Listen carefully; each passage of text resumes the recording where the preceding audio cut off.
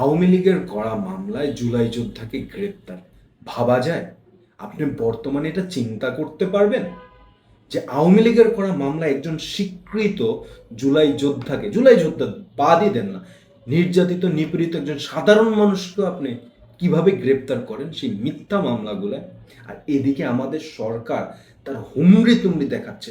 শেখ হাসিনার audio record, Sheikh হাসিনার video record, Sheikh হাসিনার কল রেকর্ড কোনো স্ট্রিম মিডিয়াতে যদি প্রকাশ করা হয়, নেওয়া হবে ইমিডিয়েট আইনি ব্যবস্থা। আরে ভাই, আপনি এই আইনি ব্যবস্থা নিয়ে দেশকে খুব সচল রাখার চেষ্টা করছেন, কিন্তু এদিকে যে আপনার নিরীহ সাধারণ মানুষ মিথ্যা মামলায় র্যাবের হাতে আওয়ামী লীগের আমলে আওয়ামী লীগের করা মামলায় গ্রেপ্তার হচ্ছে, সেই জুলাই যোদ্ধাকে আপনি সেফটি দিতে পারছেন না, নিরাপত্তা দিতে পারছেন না। আপনি কি দেশকে নিরাপত্তা দিবেন? যেই জুলাই যোদ্ধা তাদেরকে আপনি চিকিৎসা দিতে পারেন না, যেই জুলাই যোদ্ধা তাদেরকে আপনি আবাসন দিতে পারেন না, যেই জুলাই যোদ্ধা আপনি তাদেরকে সম্মান মর্যাদা কোনো কিছু দিতে পারেন না, তাহলে কি দিতে পারলেন? এখন শেখ হাসিনার মামলায় গ্রেপ্তার করাচ্ছেন, এটা তাদের পুরস্কার? এই পুরস্কারের জন্য তারা যুদ্ধ করেছে, আর তার উপরে ভিত্তি করে সকল রাজনৈতিক দলগুলো এখন কাঁঠাল খাচ্ছে, আম খাচ্ছে, জাম খাচ্ছে, তাই না? ফলগুলো পেকে গেছে তাদের জুলাই যোদ্ধাদের রক্তে, সেই ফলটা এখন তারা পেরে পেরে খাচ্ছেন, কিন্তু জুলাই যোদ্ধারা এখন গ্রেপ্তার হওয়া শুরু করেছে।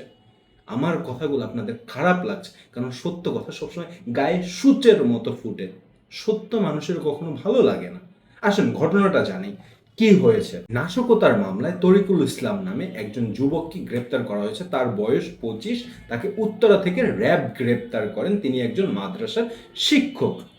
তিনি 2013 সালে বিএনপি এবং জামাতের ডাকা মার্চ ফর জাস্টিসে অংশগ্রহণ করেন, এবং সেই অংশগ্রহণের প্রেক্ষিতে সেই সময়ে তার নামে একটা নাশকতার মামলা করা হয়।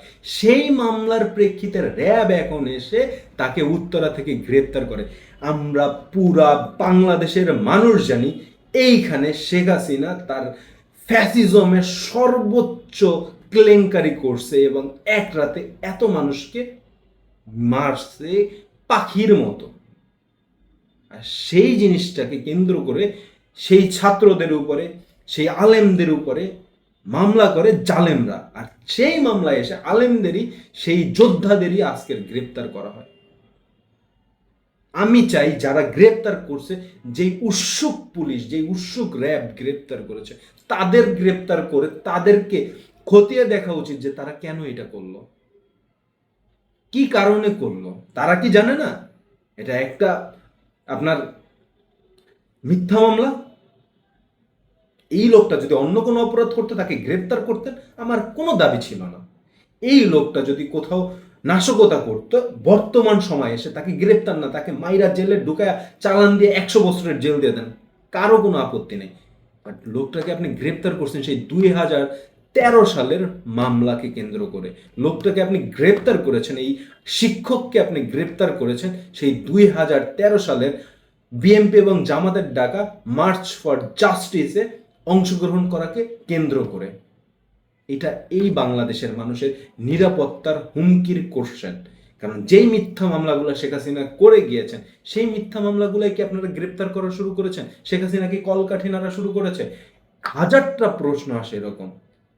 আর সেই কলকাঠি যদি নাড়াই শুরু করে, তাহলে প্রশাসন কি তার সাপোর্ট করছে? সাপোর্ট করে এই যে সামনে নির্বাচন আসতেছে, সেই নির্বাচনকে আওয়ামী লীগের পক্ষে প্রবাহিত করার জন্য এখন এই মামলাগুলা, মিথ্যা মামলাগুলাকে সামনে টেনে এসে জুলাই যোদ্ধা বা যারা সংগ্রামী মানুষ আছে তাদেরকে গ্রেপ্তার করে জেলে ঢুকিয়ে আওয়ামী লীগকে একটা বেনিফিট দেওয়ার জন্য এই কাজগুলো কি করা হচ্ছে?